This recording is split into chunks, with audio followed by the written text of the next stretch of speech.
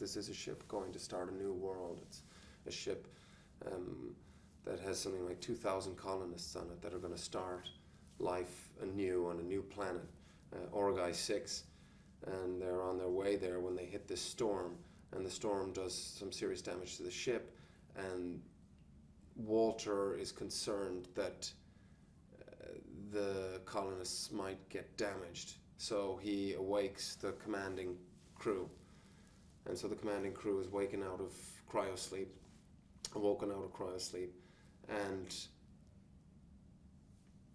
soon after they've woken up, they hear a beacon. They hear what seems to be a distress call or signal, which happens to be Shaw's distress signal, from a planet which seems to fulfill all the necessary requirements for them to start a life, i.e. air that's breathable and fresh water, foliage, and sustainability, a sustainable planet essentially. So they decide, rather than going back into cryosleep, which will take them another 6 years, I think, to arrive at their destination, they decide to take a look at this planet. And they shouldn't have done that. The David models, I think it was the David 8 model, was designed to allow the synthetic to develop human-like qualities and characteristics, and so we very much see that in David. He has characteristics like pride and vanity, which are very human traits, and that ended up disturbing people. They weren't very comfortable with it, so they decided to design the following models with fewer of those programming functions. So basically Walter is just very much a functioning synthetic that operates through logic and without any human emotional thread. So he doesn't incorporate concepts like vanity or jealousy or gratitude. He doesn't fall in love with characters like we saw a strange relationship between Shaw and David and Prometheus. There is a bond that develops there, which is a very human one, and with it, human flaws that come with it.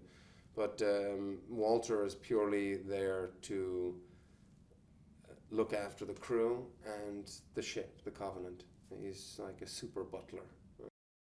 There's no one like Ridley. I mean, that I've come across or that I've read about or heard other people in the industry talk about. He's just very special.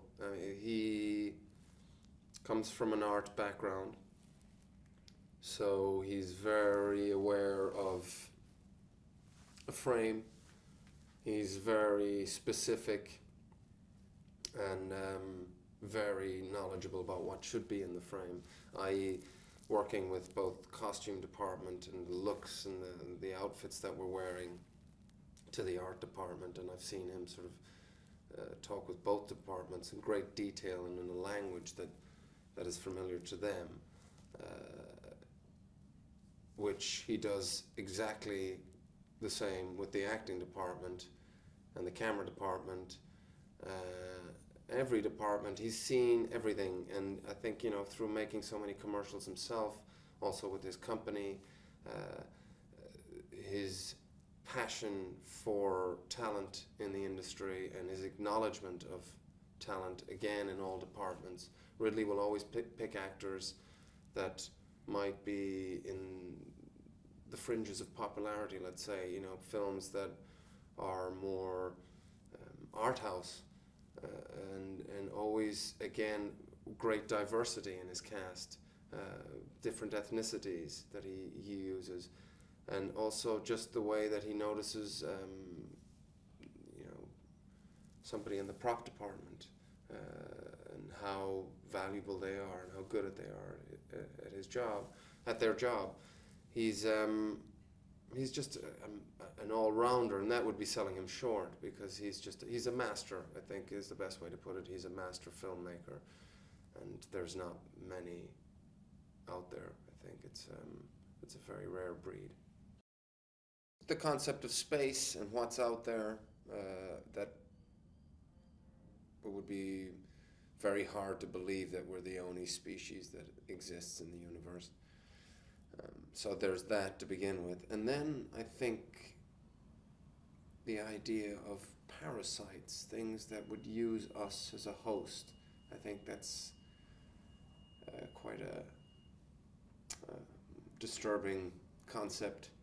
And for me personally, I always remember from the first Alien film, John Hurt and the neomorph bursting out of his stomach, and that's always sort of stayed with me. And I suppose it's that idea of something growing inside of us.